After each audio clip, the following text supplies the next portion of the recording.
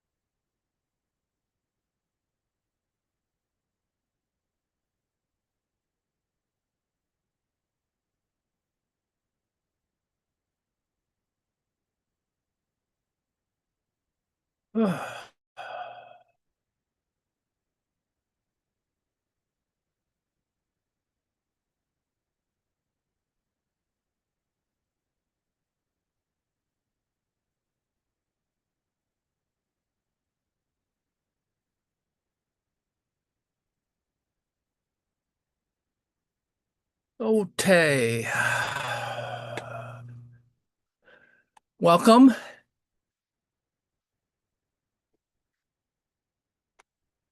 This and that. Monday the 13th.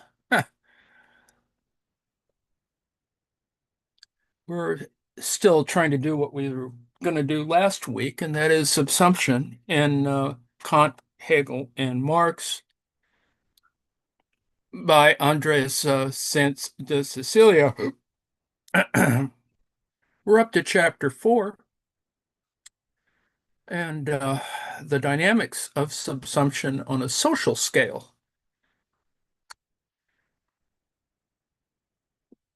This is going to take a little while to complete, probably by the end of the week, maybe. And let's hope we get there.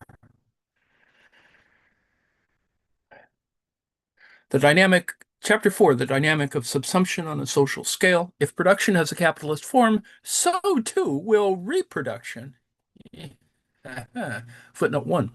The account of capitalist subsumption found in Marx's writings outlines a theory of the synthetic structure, conflictual character, and development tendency imminent to the production process of capital. Through the subsumption of living labor under the commodity form in the labor process under the command and logic of the valorization process, capital appropriates and directs first socially and then materially the form-determining capacity of human praxis in its metabolism with nature. In doing so, capital shapes this metabolism according to its own interests, both quantitatively in the duration and intensity of labor, and qualitatively in the technical organization and objective telos of the metabolism. With its culmination in real subsumption, this synthesis establishes a transformative dynamic that not only modifies the technical basis of the labor process, but also, as its mediated result, sets in motion a revolutionary recomposition of the social reproduction process that affects its historical development in a decisive manner. It is to this that Marx and Engels refer when they famously declare in their manifesto that the bourgeoisie cannot exist without constantly revolutionizing the instruments of production and thereby the relations of production, and with them the whole relations of society. Footnote 2. At the core of Marx's theory of subsumption, then, a fundamental connection is posited between the imminent tendency of capitalist production, that is, its synthetic logic of form determination, and the reproduction and development of capitalist society, that is, its history or real movement. So, synthetic logic of form determination and its history or real movement. This corresponds directly to the second problematic associated with the critical concept of subsumption, that is, the constitutive relation between the discrete acts of subsumptive form determination and the compositional totality within which those acts occur.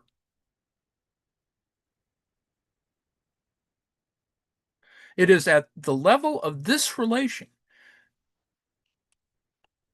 that Marx's profound theoretical breakthrough occurs in relation to the thought of subsumption, allowing him to grasp the effects and actuality of capitalist social forms without overdetermining them with reference to a closed structure of composition, be it reciprocal, as in Kant, or speculatively totalized, as in Hegel.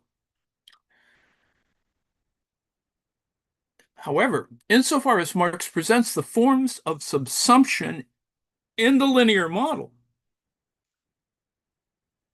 oh, sorry.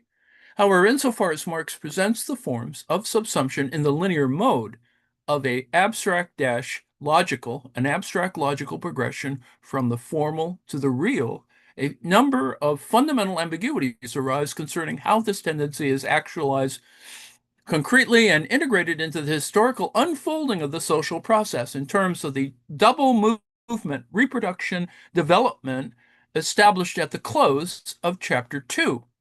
The Brighton Labor Process Group highlighted this in 1977, noting that on the one hand, the relation between capital and labor at a general social level cannot be derived from or reduced to the capital-labor relation within production, whilst on the other, the actual structure of the labor process is not historically determined by the abstract logic of capital accumulation, since capitalist production relations can only be reproduced as a totality of social relations. Footnote 3.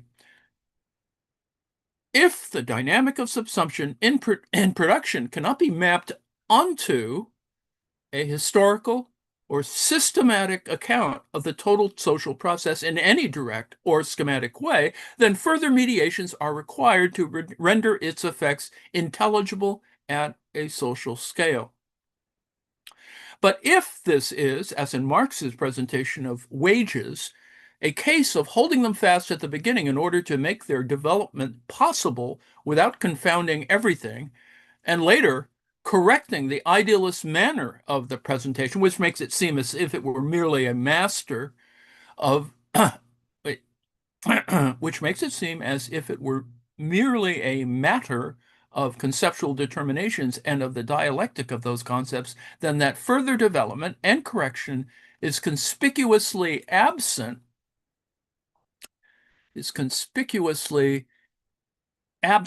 in Marx's own writings, blocking the way to a richer conceptualization of the process of capitalist domination, and social recomposition in its fluid motion. Footnote 4. The insufficiency of Marx's account has two principal aspects, each of which generates a distinct, although related, set of problems which have shaped subsequent attempts to think subsumption socially and historically. Firstly, subsumption is considered by Marx only generically in relation to an individual production process, that is, in terms of the antagonistic command relation between capital and labor in production. Thus, although competition and the reproduction of social labor, although competition and the reproduction of labor power are invoked functionally by Marx in order to explain the mechanisms driving the dynamic of subsumption, the impact of these and other factors in determining how the dynamic actualizes itself on a social scale, where multiple capitals and modes of exploitation are combined, as well as how that actualization in turn shapes those factors, all remain external to the theory. Footnote 5. It thus leaves room for uncertainty regarding the relation between the abstract dynamic of the forms of subsumption and their spatial and historical distribution and interaction, resulting in a number of readings which crudely project Marx's logical exposition of the forms onto linear schemas of historical development. A lot there. Secondary.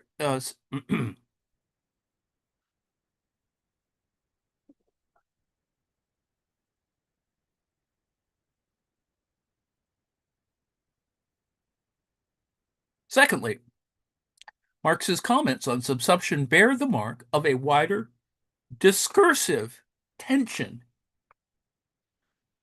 present in capital, and that they are developed from the internal standpoint of capital's accumulation process. Thus, whilst subsumption marks the crucial moment of integration/resistance through which not only production but society as a whole is recomposed, if this is grasped from just one pole of the capital labor contradiction in an idealist fashion, solely as a moment of capital's systematic dialectic, the complex mediating role of the subsumptive moment is reduced to a logical residue, a passive artifact of capital's automatic progress.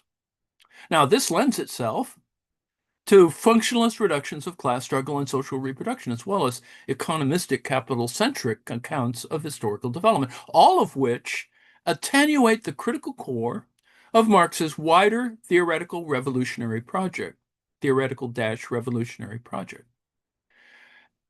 At the outset of the previous chapter, I noted Marx's seeming ambivalence towards the concept of subsumption and the instability of its role within his critique of political economy. In this context, Marx's vacillation and ultimate repression of the concept can be seen as symptomatic of the tension in which the discourse of subsumption sits with respect to the dialectical structure of capital. Given that the shift of perspective on capitalist power and exploitation, this discourse introduces that, given that the shift of perspective on capitalist power and exploitation that this discourse introduces disrupts the organic unity of capital's categorical system. Footnote 6. Taken together, these two spaces of ambiguity produced by the abstractness, yes, of Marx's linear form exposition, linear form dash exposition, constitute a significant theoretical problem, and not merely one to be resolved empirically. In what follows, I will attempt to extend and develop Marx's insights into the subsumption of labor by capital, reconstructed, of course, from the previous chapter in a non-linear and non-economistic manner, open to the highly complex dynamic of antagonism that grounds the concrete development and effects of the process of subsumption at a social scale, i.e., at the level of society's reproduction-development. This involves reorienting the perspective on subsumption found in Marx in such a way that the contradictory articulation and ongoing conflict over the form-determination of social being makes theoretical precedence over the dialectic of capitalist accumulation in its systematic totality, thereby undoing the tendential or provisional closure effected in capital, a closure in which social reproduction, understood in the broadest sense, is only registered as a moment of capital's accumulation process owing to Marx's treatment of capital as an organic system. Footnote 7. In order to do so, I first problematize a number of strategies for conceptualizing the dynamic of subsumption in a socially comprehensive manner which have been proposed within Marxist theory. These positions, I argue, reinstate or consolidate such a closure.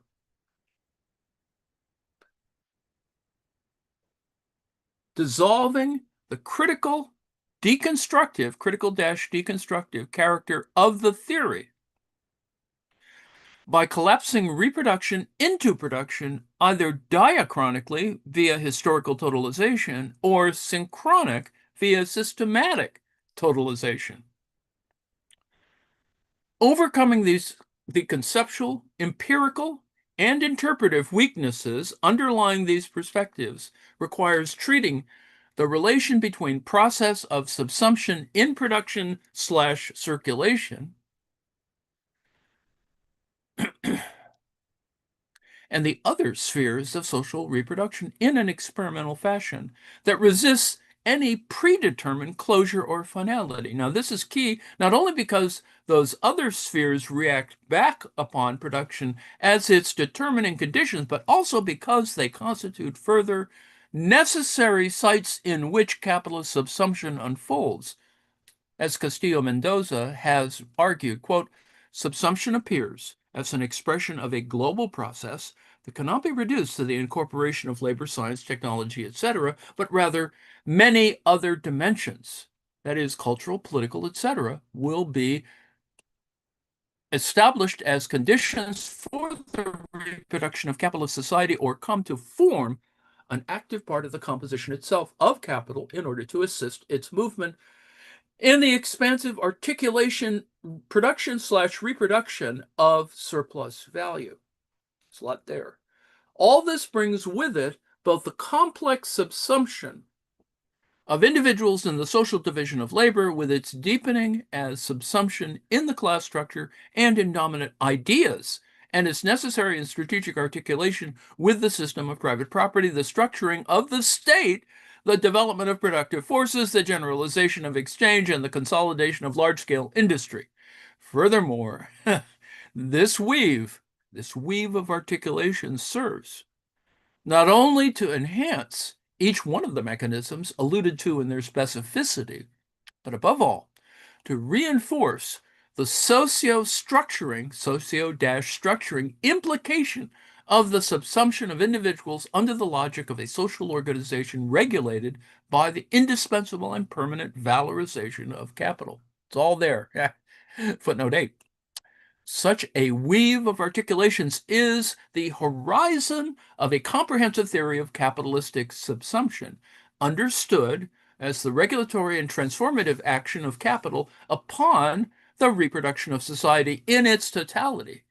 Orienting the theory adequately toward this horizon poses the necessity of going both extensively beyond the analysis of subsumption in exchange production, as well as intensively into the interconnection and development of the form of subsumption at ever more concrete levels of the reproductive process, implying an ongoing engagement with a vast range of empirical, historical, and theoretical materials. Footnote 9. The aim of this chapter is far narrower than that demanded by such an endeavor and proceeds critically, aiming to undermine closed schematic readings of the dynamic of subsumption and arguing that it should instead function as a critical framework for conducting further research. In this later sense, subsumption has a unique role due to its crucial mediating function within capitalist society in that it marks the point of antagonism at which divergent logics of form compete to determine the course of social reproduction. Finally, I sketch out two basic coordinates through which subsumption may be fruitfully explained in relation to the production/reproduction relationship, focusing firstly on the formation of subjectivity, and secondly, on the political form of reproduction and the question of state power. Subsection 1, historicity and closure. It is necessary to consider the dynamic of labor subsumption by capital beyond the immediate production process and conceive of it instead as a process that traverses and interpenetrates the movement of social reproduction on multiple levels and in diverse ways. Although in the course of 20th century Marxism, the problematic of how to think this extension was posed, it was almost in every case done so in a manner entirely absorbed into and overdetermined by a secondary problematic, that of historical transition or the historicity of capitalism, with the effect of seriously distorting the reception of the concept of capitalist subsumption and undermining its critical force.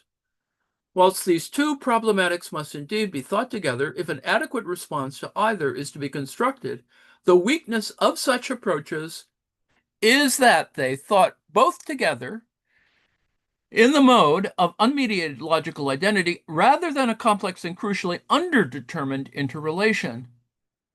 In this way, the dynamic of subsumption, and more specifically the transition from formal subsumption to real subsumption was, and indeed continues to be deployed as the basis for constructing a periodization of capitalism and its political landscape.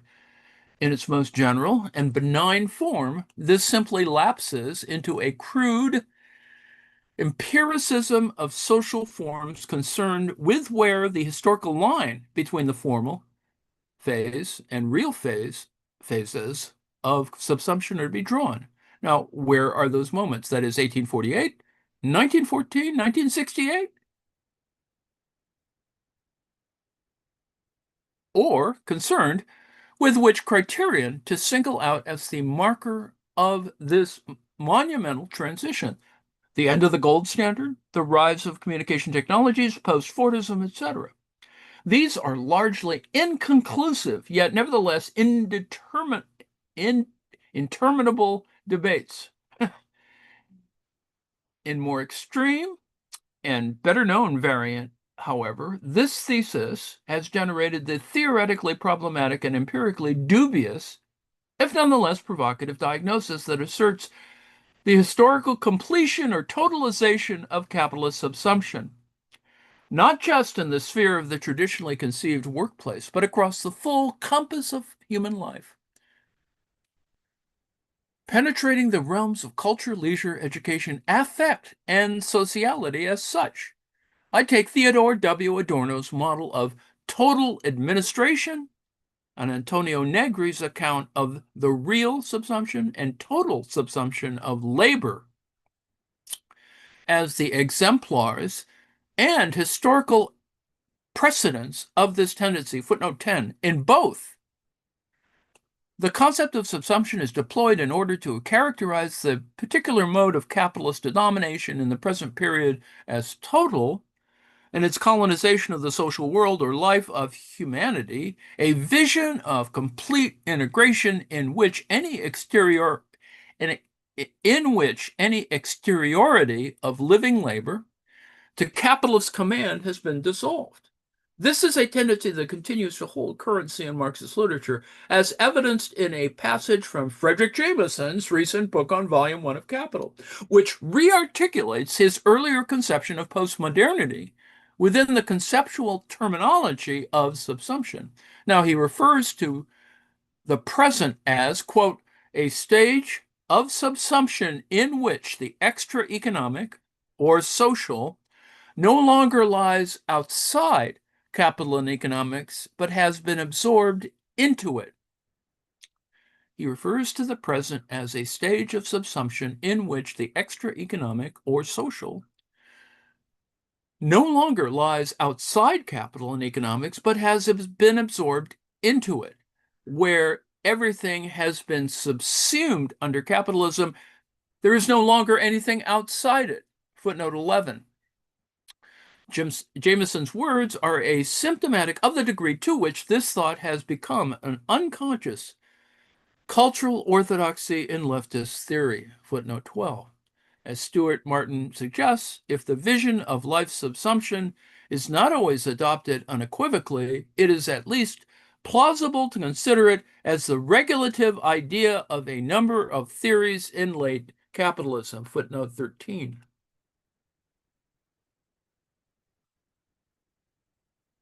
Subsection 1.1, Negri, total subsumption.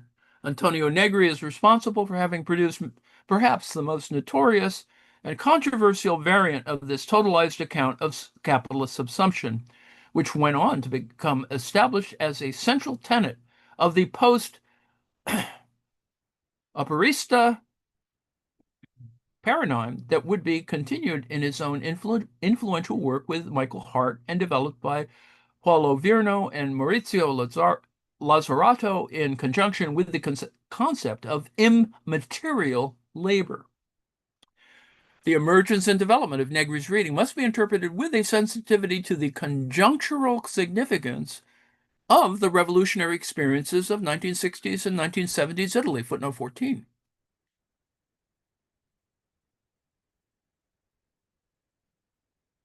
Two lines of thought derived from Apparesmo,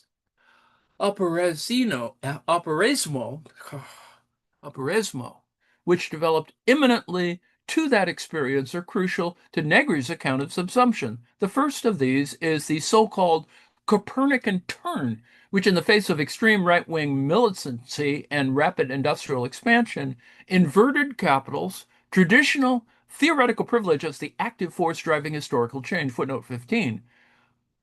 For the Operisti,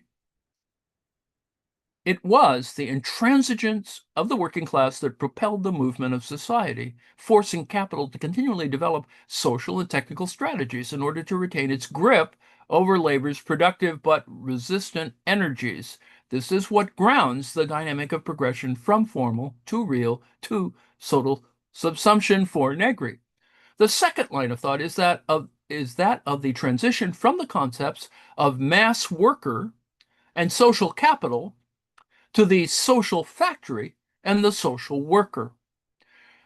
The political engagement of Tronti, Negri, and others in the early 1960s had led to the nexus of Taylorism, Fordism, Keynesianism, and the planner state. Footnote 16. But following the intense economic and political turmoil of the following 2 decades, the conditions of struggle were perceived to have changed to the extent that a new form of political subjectivity was operative, one based not solely on conflicts played out on the factory floor, but whose antagonism with capital covers all the time of life and invests all of its regions. Footnote 17. Negri's account carries Marx's prognosis of the progressive socialization of both capital and the worker to the point at which their antagonistic relation, classically thought of as limited to the point of production, is totalized with the real subsumption of world society under capital. Footnote 18.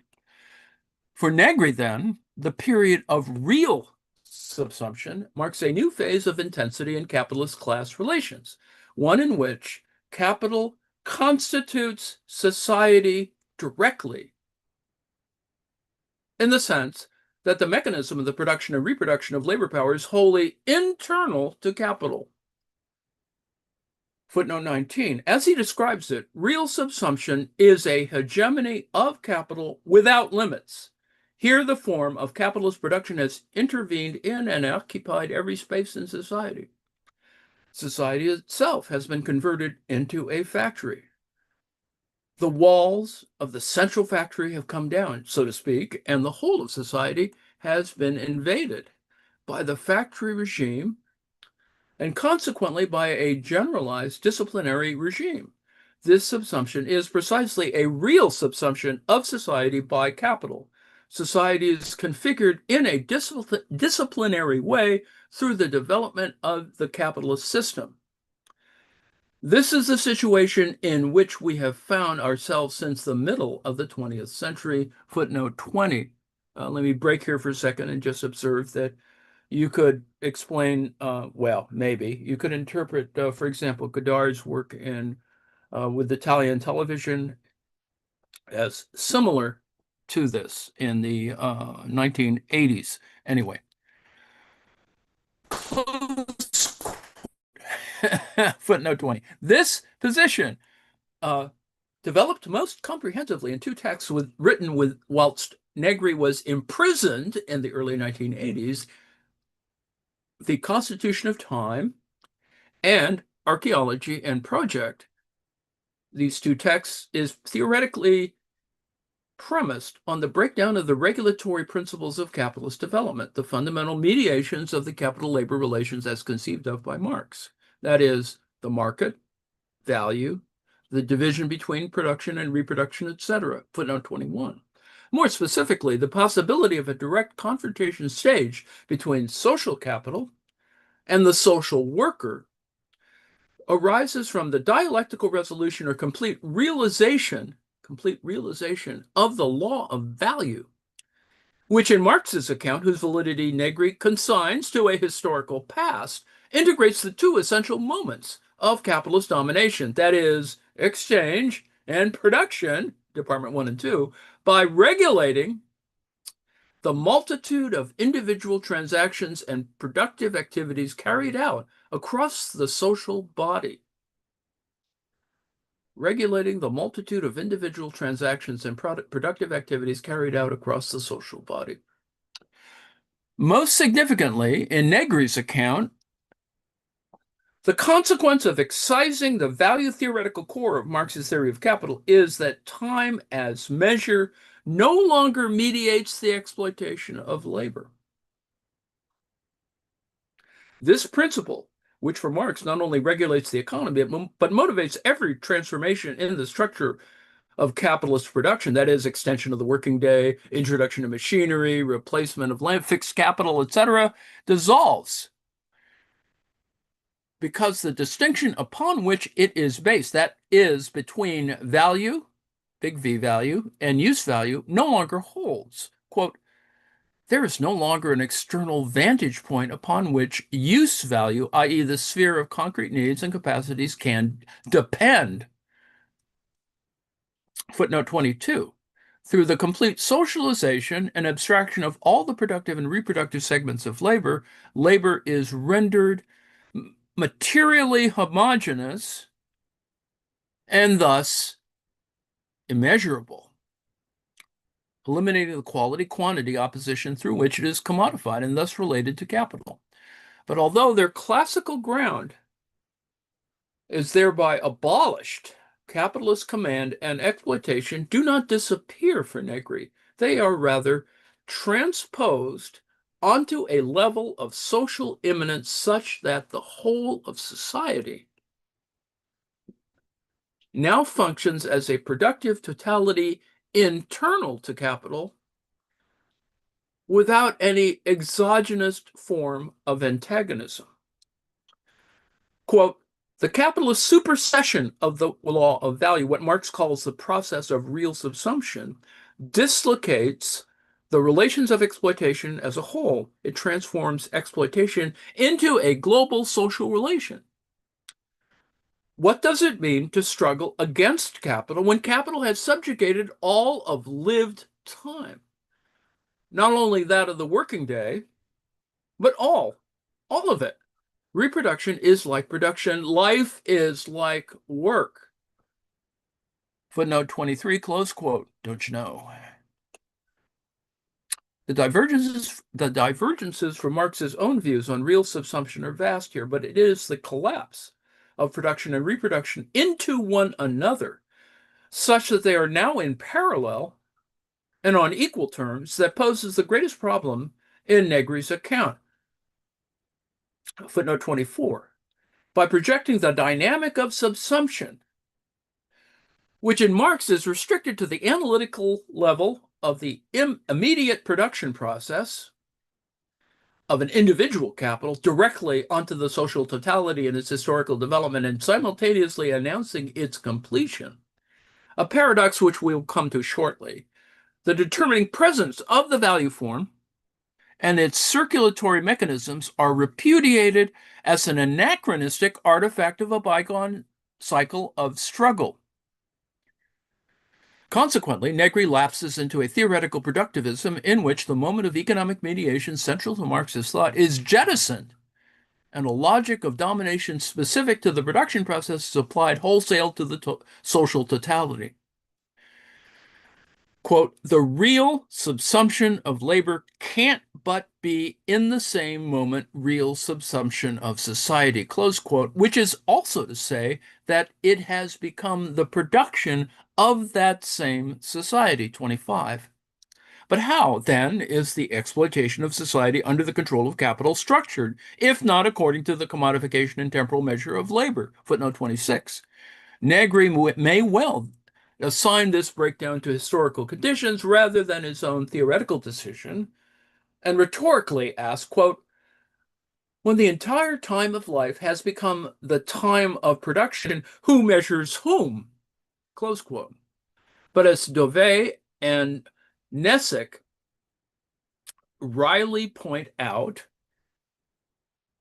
actually existing capitalist practices do not conform to this picture. Quote, managers know their marks better than Tony Negri. They keep tracing and measuring productive places and moments to try and rationalize them more and more. Footnote 27. As I argued in the previous chapter, it is only through the inner unity of production and exchange that labor's subsumption under capital functions. That is, both formally and durationally. It is in light of this that the contradictions of Negri's historicist interpretation of real subsumption become manifest, revealing the limitations of his productivist ontology. Negri leapfrogs over the necessity of this relation by simultaneously holding two seemingly incompatible positions on real subsumption, that it is both real and total. Footnote 28. In doing so, he places its status as subsumption in doubt.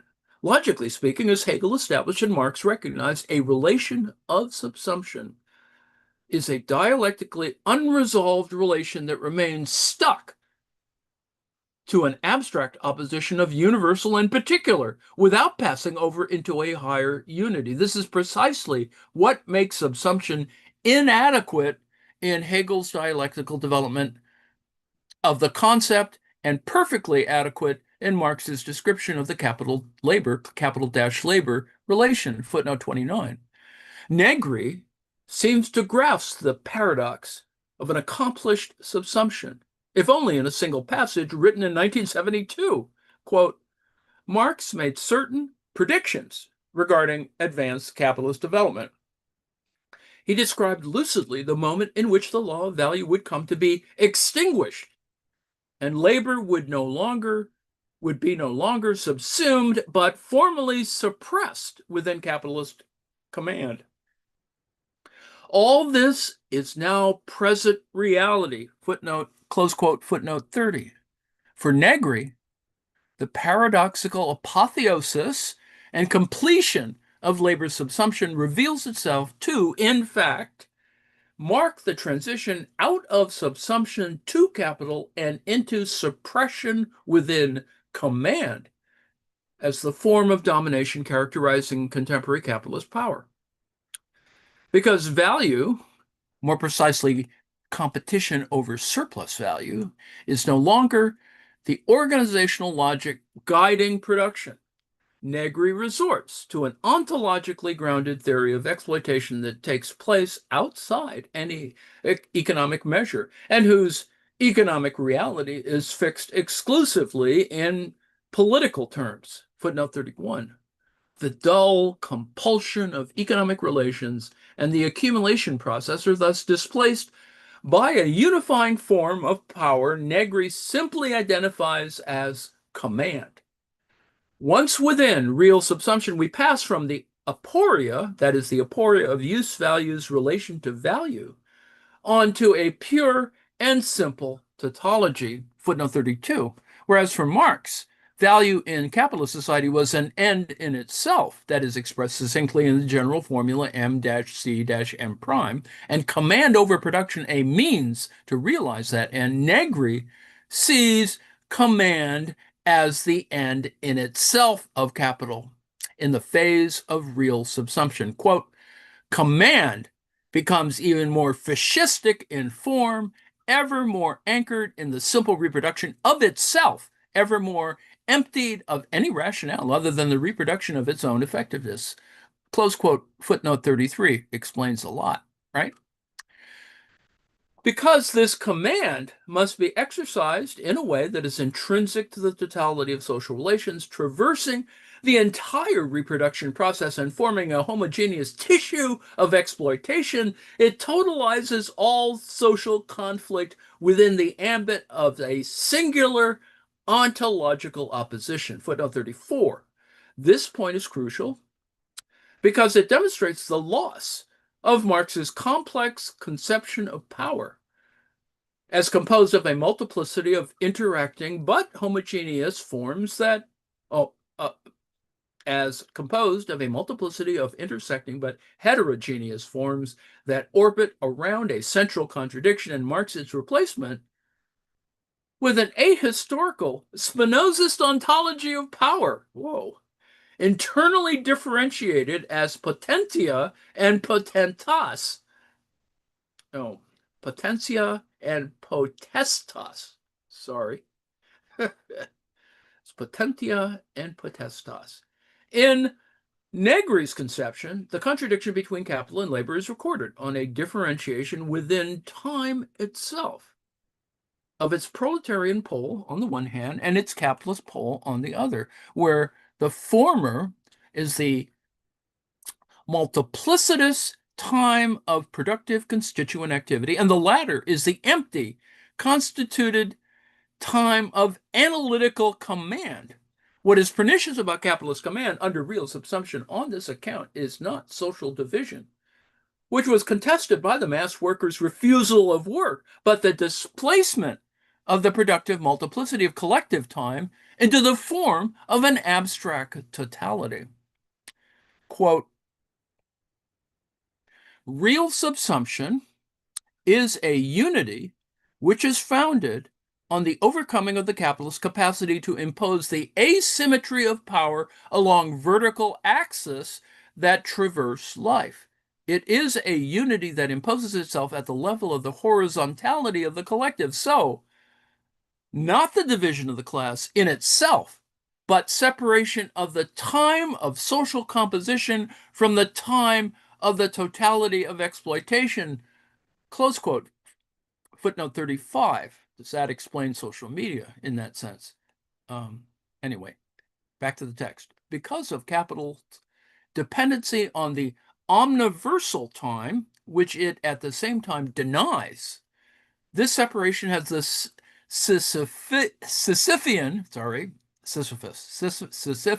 quality of an activity, of negation, of an irrepressible antagonism, footnote 36. As the form of capitalist domination shifts from measure to command under conditions of real subsumption, it is for Negri the state that enforces command, both undertaking exploitation and absorbing the resistance of living labor, the two moments having become indiscernible.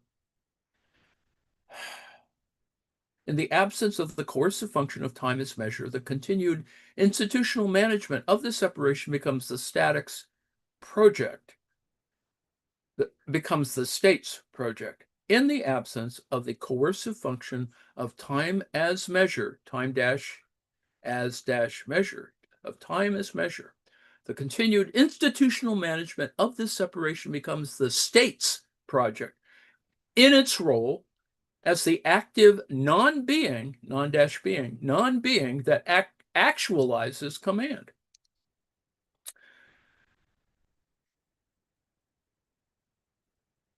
Let me break here for a second. This does suggest, the quote unquote deconstruction of the administrative state stuff, right? Maybe.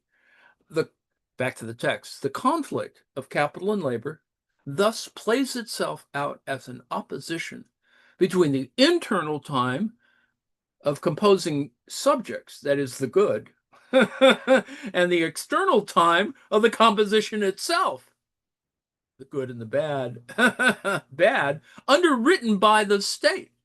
Capitalist power is no longer understood by Negri in terms of the extraction of surplus value by individual competing enterprises, but as social capital's capacity to systematize and mold collective time in order to produce a surplus of command. Yes.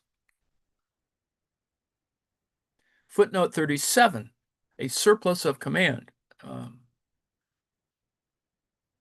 aka virtual capital. But anyway, back to the text. This gives rise to a double conflation on the one hand of exploitation and political repression, on the other of productive practices and political resistance. It is the state whose activity subtracts the ontological plenitude from productive time of living labor. The state operates under the necessity of removing the collective dimension and the productive autonomy of time, of temporal being, because their emergence means antagonism. Close quote. Footnote 38. Correspondingly, capital has produced an immediately social worker, directly capable of communism without a party or any other form of collective institutional mediation. A lot there. At the level of political subjectivity, the laboring activity, which gives content to the capitalist composition, is not distinguished in kind from political acts which might challenge the system as a whole. Footnote 39. This is because the productive time of creative laboring is already the time of liberation. Quote, the matter that weaves together the productivity of being is the collective time of liberation, which is the same as production, which lacks only the adequate social form of collectivity within which this content can flourish unhindered. Footnote 40. Negri thus claims communism is a constituting process. Communism is a constituting. Communism is a constituting praxis. Whoa. Yet, if it is the real movement that abolishes the contemporary form of society, what then distinguishes it as a specific politically charged, i.e., revolutionary form of praxis from praxis as such, that is, human activity and labor? A properly revolutionary theory would have to situate itself critically in relation to those practices that actively constitute and contribute to the reproduction of capitalist power, distinguishing these from others which carry the potential to disrupt it and introduce alternative logics of reproduction. This demands a more developed account of the complex and changing relation between the basic politicity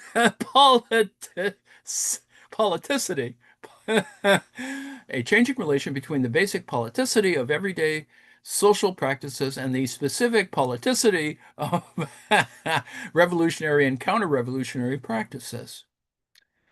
Complex and changing relation. Such a relation, and therefore the possibility of this critical perspective, is only obscured by the ontological reductionism of good and bad forces of composition, a tendency taken to its extreme by Hart and Negri when they melt these opposed poles down to the essential figures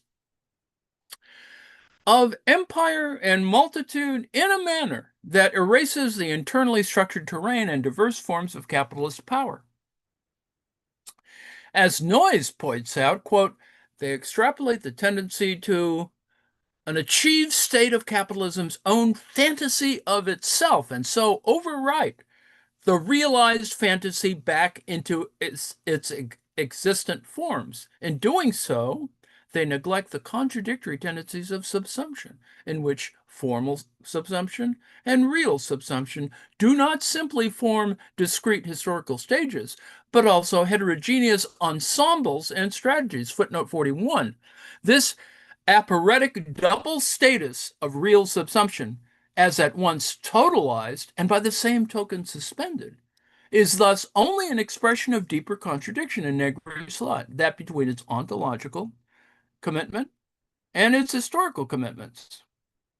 Negri's is an unmistakably theoretical Negri's is an unmistakably theological take on real subsumption, which takes it to be both a specific historical stage and also the consummate unveiling of an ontological conflict underlying all of history. As such, the schema of antagonism outlined above tends towards a fundamental opposition of essential forces indifferent to concrete historical determinations, so that the agency of diverse individuals, capitals, and states is eclipsed by a ubiquitous antagonism given at the level of being itself. In light of this,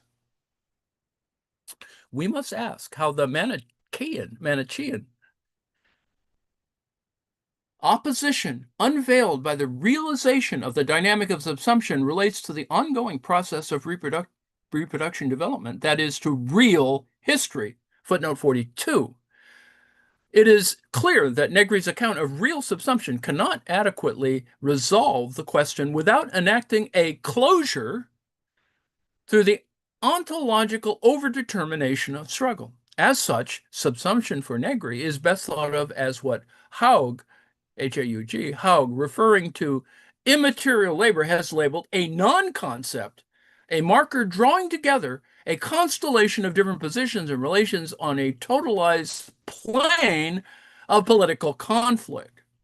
But this plane cannot be grasped as any conceptually determinate sense, cannot be grasped in any conceptually determinate sense that would open itself to the concrete specificity of struggles because, as Negri himself observes, in keeping with the Spinozist notion that determinatio negatio est, that is, what do resistance, revolt, and revolution signify within subsumption?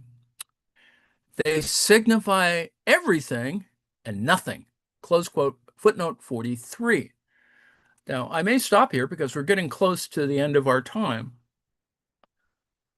We have about 8 minutes left. Perhaps I can get through this next section, and then we will stop. Adorno, subsection 1.2, Adorno, subsumption as total administration.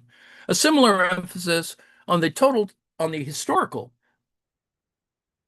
totalization, a similar emphasis on the historical totalization of capitalist domination circumscribes Adorno's attempts to think capital subsumption in its widest social implications.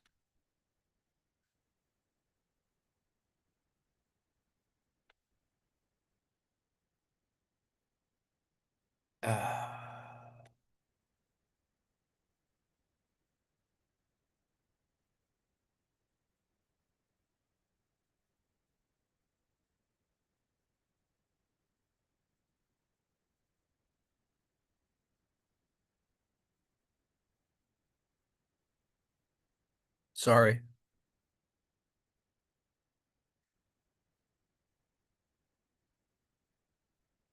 lost my place.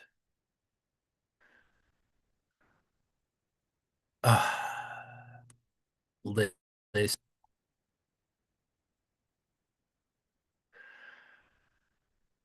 A similar emphasis on the historical totalization of capitalist domination describes Adorno's attempts to think capitalist subsumption in its widest social implications. Adorno and Horkheimer describe in The Dialectic of Enlightenments a stage of totalitarian capitalism in which the reduction of the overwhelming mass of the population to mere objects of administration, which preforms every department of modern life, right down to language and perception, conjures up a illusion of objective necessity before which they believe themselves powerless. Footnote 44. The subsumption of individuals under capitalist relations of production has, for Adorno, integrated all internal human characteristics such that people are now totally controlled. Footnote 45. Retaining the more general philosophical sense of the concept, specifically that given to it, but in the context, that given to it the context of Kantian epistemology, Adorno's use of subsumption is not explicitly grounded in the technical distinction Marx makes between its formal and real modes, its formal mode and its real mode, or even limited to the labor process. As such, it is not deployed to denote a specific social content, but rather refers to a generic conceptual operation, that is, identifying judgment, which, when applied to the context of late capitalist society, becomes synonymous and interchangeable with other related, and in fact, for Adorno, more socially substantive concepts such as integration and administration. Let me break here for a second. And is this, as one could extrapolate, the issues of the professional managerial class? Anyway, for Adorno and Horkheimer, this generality of subsumption is key. However, because it manifests the connection incipiently present in Marx between conceptual abstraction and social abstraction, seeing them both as expressions of the same underlying tendency proper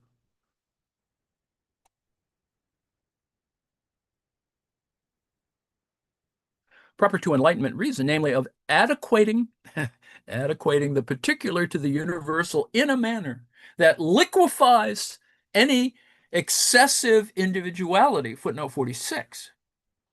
In this way, conceptual equivalence is read as an expression of the broad historical tendency to the systematic domination over nature which lies at the root of all forms of domination, from class as the social subsumption of atoms to a general concept that expresses their constitutive as well as heterogeneous relations, to the annihilating racism of Nazi Germany, which was founded on the complete abstraction of subsuming human beings under arbitrary concepts and treating them accordingly. Footnote 47. Kind of the current situation, isn't it, though? For Adorno, back to the text. For Adorno, the primacy of the problem of subsumption establishes an inner unity between methodological concerns and political concerns. In the theoretical register, Horkheimer had already counted subsumption under universal concepts amongst the procedures of traditional theory, which he and Adorno contrasted to dialectics as a critical theory. Footnote 48. More fundamentally still, at the level of the social practice which determines theoretical consciousness, conceptual equivalents form the prevailing principle of reality of an administered world in the form of subsumption to the value form and commodity exchange. Footnote 49. It was Alfred Saenz who had first suggested this connection to Adorno in the 1930s with his conception of exchange as a process of conceptual abstraction established not in thought, but in the action alone, and therefore a real abstraction. Footnote 50. For Saenz, it was because exchange exchange established equivalence in practice. Exchange established equivalence in practice by wiping out the entire empirical reality of facts, events, and descriptions, differentiating use values that equivalence in thought became impossible. The social synthesis of diverse commodities affected by money, thus forming the material basis for the conceptual synthesis of disparate representations. Footnote 51, anxiety, shopping anxiety. Anyway, back to the text. Adorno, influenced by Saenz idea of the unconscious but real conceptuality of exchange, highlighted this point in a seminar on Marx delivered in 1962. Quote, exchange itself is a process of abstraction, whether human beings know it or not, by entering into a relationship of exchange and reducing different use values to labor values, they actualize a conceptual operation socially.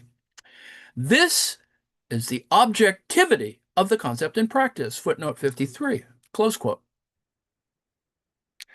Because capitalist society is founded on the universalization of exchange, this subsumption of qualitative individuality under the value form becomes the abstract abstraction to which the social process of life is subject.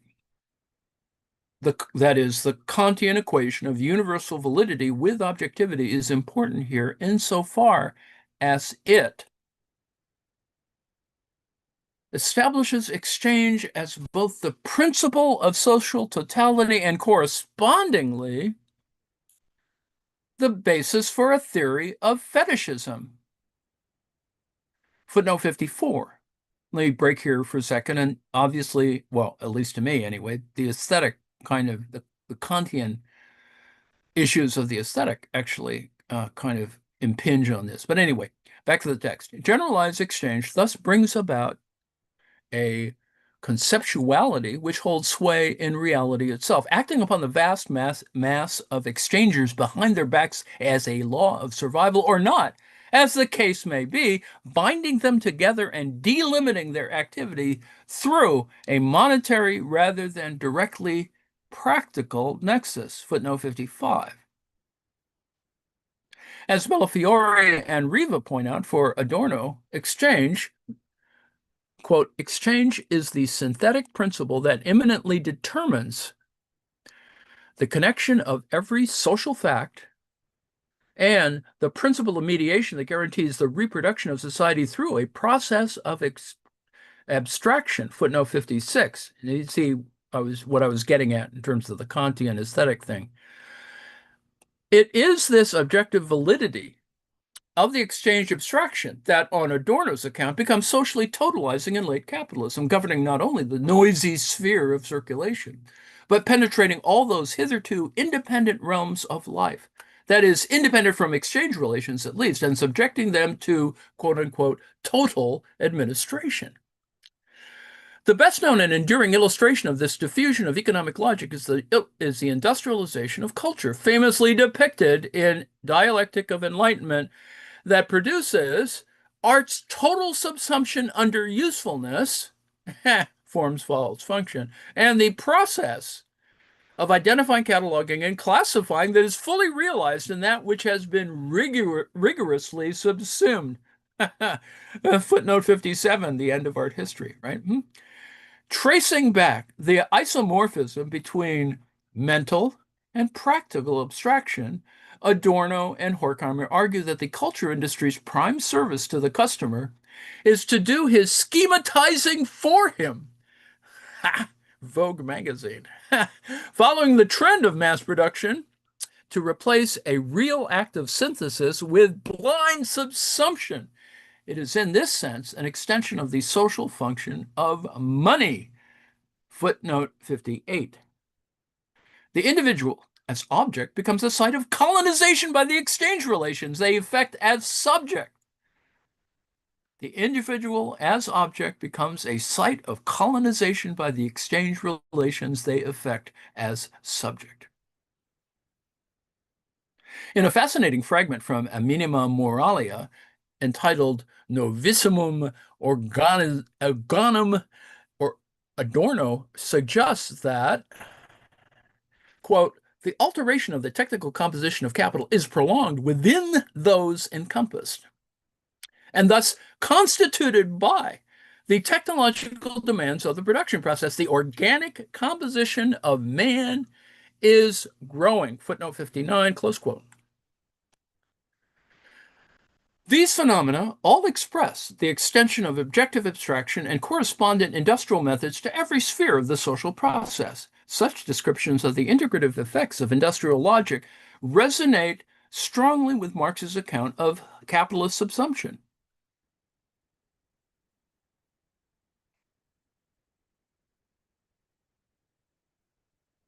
Let me stop here because we may have to do something else. And let me just, because I didn't estimate what 8 minutes is in reality, I will stop the